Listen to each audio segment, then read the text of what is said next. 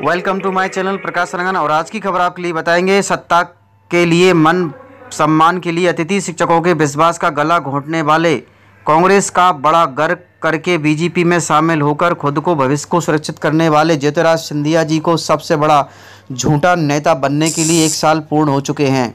उनको बहुत बहुत बधाइयाँ हैं, जो कि मध्य प्रदेश के अतिथि शिक्षकों की लोगों ने जो 95 लोग अतिथि शिक्षक अपनी आत्महत्या कर चुके हैं, फिर भी उनको ये समझ में नहीं आ रही कि हम मध्य प्रदेश के अतिथि शिक्षकों का नियमितीकरण करें। वहीं आपको बता देते हैं कि आज के ही दिन, जिस दिन अतिथि शिक्षकों का मुद्दा बनाकर श्रीमंत सरकार बदल दी थी और सत्ता प्राप्त करने से अतिथि शिक्षकों की छाती पर लात मारकर राज्यसभा सदस्य बन गए 100 अतिथि शिक्षकों की आत्महत्याओं का हाय और गरीब माँ बाप को नौजवानों के सपने तोड़ने पर मुख्यमंत्री आवास मना रहे हैं। आदरणीय सिंधिया जी 70,000 परिवारों के भीष्म प्रतिज्ञा की तरफ देख रहे हैं और भूखे पेट की आत्महत्याओं का पाप आपको बुरी तरह से लगेगा, जिसका परिणाम आपके लिए हमारे मध्य प्रदेश के अतिथि शिक्षक संघ आज हमारे मध्य प्रदेश के 105 अतिथि शिक्षकों की आत्महत्या करने का उनको आत्म श्रद्धांजलि दे रहे हैं। वहीं आपको बता देते हैं कि जब माननीय सरकार आपकी बनी थी, तब माननीय शिवराज सिंह चौहान ने भी कहा था कि अतिथि शिक्षकों का नियमितीकरण होगा, लेकिन आज तक अतिथि यानी कि नियमितीकरण नहीं हुआ है। संविदा कर्मियों और बहुत याद आती है कि दर्द होता है कि अतिथि शिक्षकों का नियमितीकरण कब होगा, लेकिन माननीय शिवराज सिंह चौहान मुख्यमंत्री जी, आप जवाब कब देंगे। वहीं आपको बता देते हैं कि जीतू सिंह पटवारी ने इस मुद्दे को आगे उठाया है और कहा है कि अतिथि शिक्षकों के लिए नियमितीकरण कब किया जाएगा। अतिथि शिक्षकों का नियमितीकरण के नाम पर सियासत चल रही है। वहीं शिवराज सिंह चौहान जी ने कहा था कि अतिथि शिक्षकों का नियमितीकरण आज तक हुआ नहीं हुआ। जब ये सरकार में नहीं थे तब अतिथि शिक्षकों की याद आ रही थी, और आज मध्य प्रदेश की सरकार बीजेपी में है माननीय मामा जी, फिर आप अतिथि शिक्षक और अतिथि विद्वानों का आप नियमितीकरण क्यों नहीं कर रहे हैं।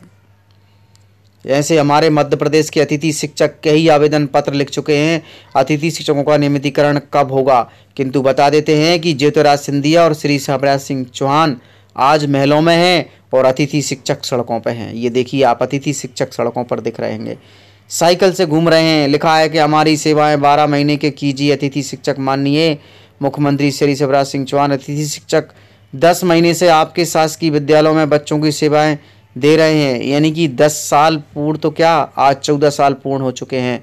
किंतु बता देते हैं कि आज हमारा मध्य प्रदेश का अतिथि शिक्षक संघ, उमाशंकर वैश्यपुरी अतिथि शिक्षक संघ मध्य प्रदेश सिंगरौली के, इस तरह सड़क पर घूम रहे हैं, भटक रहे हैं बेरोजगारी की राह में। लेकिन शिवराज सिंह सरकार को आज तक शर्म नहीं आ रही कि हम अतिथि शिक्षकों का नियमितीकरण कब करेंगे। और कह रहे हैं कि युवाओं से छलावा बंद करो। जब ये सरकार में नहीं थे, इस तरह के आंदोलन करते थे, अपनी पेट पर, छाती पर इस तरह के पोस्टर, बैनर छाप कर इस तरह से आंदोलन कर रहे थे। यहाँ आपको नरोत्तम मिश्रा भी दिख रहे होंगे, भार्गव जी भी दिख रहे हैं, ज्योतिराज सिंधिया पीछे हैं और शिवराज सिंह चौहान, ये देख लीजिए। और आज ये सरकार के सत्ता में है तो ये आज हमें रोजगार देने से मना कर रहे हैं। ये होती है राजनीति, इसे कहते हैं राजनीति। और अब हम बात कर लेते हैं कि हमारे मध्य प्रदेश के यशस्वी मुख्यमंत्री शिवराज सिंह चौहान और यशस्वी कह सकते हैं प्रधानमंत्री नरेंद्र मोदी जी को बड़ी फटकार से लगाया गया है। और यहाँ पर एक हमारे विधायक जगत सिंह नेगी किन्नौर के हैं, जिन्होंने सभापति को कहा है और नरेंद्र मोदी को फटकार में कहा है कि मध्य प्रदेश की जनता इतनी पागल नहीं है, तुम इसको, आप भारत के प्रधानमंत्री होकर भारत के लोगों को जवाब दीजिए। मध्य प्रदेश की सरकार के कारण आज इतने बेरोजगार भटक रहे हैं, उनको नौकरी दो। यदि आप यशस्वी हैं तो बड़ी फटकार लगाई। भारत के महान प्रधानमंत्री, यशस्वी प्रधानमंत्री, अब मैं ये पूछना चाहता हूँ, भूटान को 10,000 करोड़, मंगोलिया को 70,000 करोड़, बांग्लादेश को 15,000 करोड़, मॉरिशस को 5,000 करोड़, नेपाल और अफ्रीका के देशों को 39 अरब करोड़, सरदार स्टैचू को 3,000 करोड़, उद्योगपतियों का ऋण माफ करने के लिए 5,55,000 करोड़, मोदी की विदेश यात्राओं पर 25,000 करोड़ और बीजेपी का मुख्यालय का 350 करोड़, मोदी और बीजेपी के विज्ञान पे 5,000 करोड़, मोदी की सुरक्षा में 24 घंटे में 1 करोड़ रुपए दिन का खर्च कर रहे हैं और साल में 591 करोड़ 30 लाख रुपए आप खर्च कर रहे हैं। और पिछले 5 सालों में कुंभ के मेले में 15,000 करोड़ और यूएसए के प्रेसिडेंट ट्रंप को नमस्ते करने के लिए 100 करोड़। तो ये यशस्वी प्रधानमंत्री है क्या? इस किस्म के प्रधानमंत्री को यशस्वी कहेंगे? आपने जो है भारत को उच्चतम बेरोजगारी के दर पे पहुंचा दिया है। आज विश्व में भारत जो है भूखमरी में बांग्लादेश से भी नीचे है, आज पाकिस्तान से भी नीचे है। जिस देश में 25% जो है रात को भूखा सोए, उस देश का प्रधानमंत्री यशस्वी है क्या? जिसने देश की आर्थिकी को बिल्कुल नीचे कर दिया, छिन भिन कर दिया, जिसने जीडीपी खत्म कर दिया, जिसने नोटबंदी में लोगों को जो है नोटबंदी के तहत जो है लोगों को मरवा दिया, जिसने नौकरियां खत्म करा दी, जिसने महंगाई चरम पे पहुंचाई, जिसने पेट्रोल 100 रुपए कर दिया, डीजल 100 रुपए कर दिया, क्या वो यशस्वी है? क्या उसको यशस्वी कहेंगे आप? यशस्वी प्रधानमंत्री है आपका, जिसने भारत के सैनिकों को शहीदों की संख्या पिछले 30 सालों में सबसे ज्यादा है। क्या ये यशस्वी प्रधानमंत्री है? जिसने देश के अंदर चीन को घुसा दिया, क्या वो यशस्वी प्रधानमंत्री है?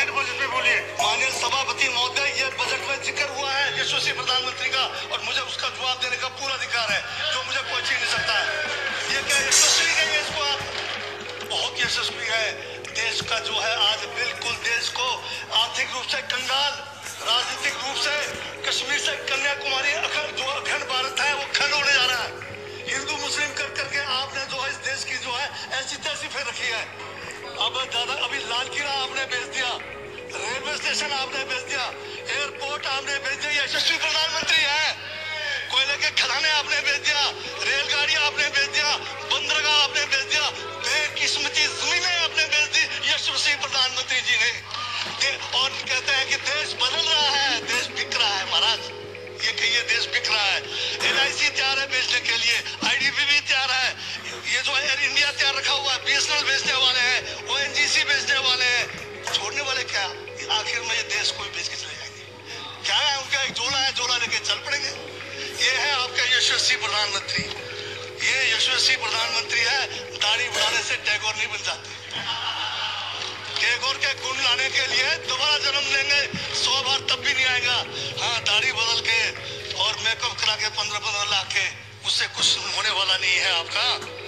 स्पीकर सर, यशस्वी प्रधानमंत्री जी का जिक्र बजट में है, इसलिए मुझे भी जवाब देना पड़ा है।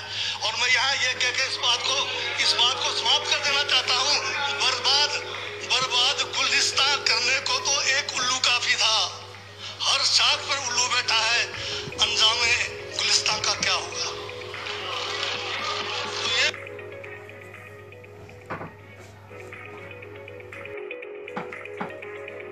मैं मानता हूँ। और प्रदेश कैसा बना है? उन्होंने कहा ज्योतिरादित्य सिंधिया ने क्यों सरकार गिराई? उन्होंने कहा मैं अतिथि विद्वान अतिथि शिक्षकों को अगर रेगुलर दूंगे या उनके लिए न्याय नहीं होगा, मैं सड़क पे आ जाऊंगा। आज एक महल में दूसरा CM हाउस में वो सड़क नहीं है। बोल रहे वो डिप्रेशन में थे। वो दिग्विजय सिंह जी ने क्या बोला उसका उत्तर मैं देने के लिए नहीं हूँ। अरे मैं मेरे लिए नेता है भाई। मैं जो बोल रहा हूँ वो आपको दर्शकों को सुनना है। यही तो परेशानी है कि कांग्रेस में सब मैं है, नहीं हम में कोई नहीं है। वो डिप्रेशन में क्यों थे, क्या थे, किस लिए थे, वो दिग्विजय सिंह मेरे से अच्छा जानते होंगे। कमल जी, पर मेरा अनुरोध है, उन्होंने कहा था अतिथि विद्वान अतिथि शिक्षकों के लिए मैं ऐसा करूंगा, वैसा नहीं हुआ। आज फिर 1 साल हो गया सरकार को। उन्होंने कहा 2 लाख रुपए तक का कर्जा माफ नहीं हुआ, इसलिए कृषि मंत्री है भाई, जवाब दीजिए। 1 साल हो गया 2 लाख रुपए तक का कर्जा माफ, आगे क्यों नहीं बढ़ी? क्यों नहीं बढ़ी बात? बता रहा हूँ, सुनिए, इन्होंने धोखा दिया। चल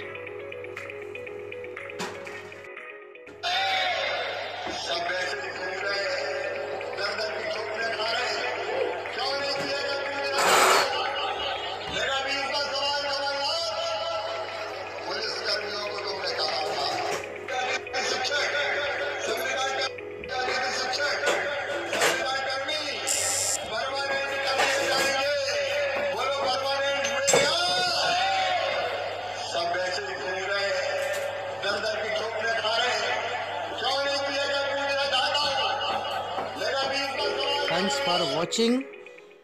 Like and comments and subscribe.